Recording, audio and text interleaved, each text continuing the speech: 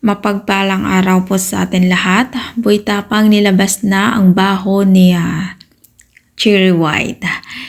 Di na nga napigilan ni Boy Tapang ang kanyang sarili at naglabas nito ng sama ng loob laban kay Cherry White.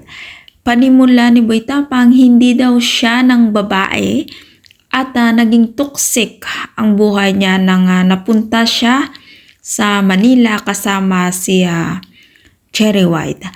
At sinabi din ni Boy Tapang na madami daw lalaki si Cherry White at merong bata, matanda, mahilig din daw si Cherry White sa mga gwapong lalaki. Umiinom daw si Cherry White at pumapasok sa bar, tapos ang daming lalaking nakapaligid daw ayon kay Boy Tapang. Kaya niya ito hiniwalayan dahil hindi niya na daw kinaya ang toxic na buhay kasama si Cherry White. At muntik pa daw siya saksakin ni Cherry White. Buti na lang daw di natuloy at nagmakaawa. Lumuhod siya dito para kumalma daw si Cherry White.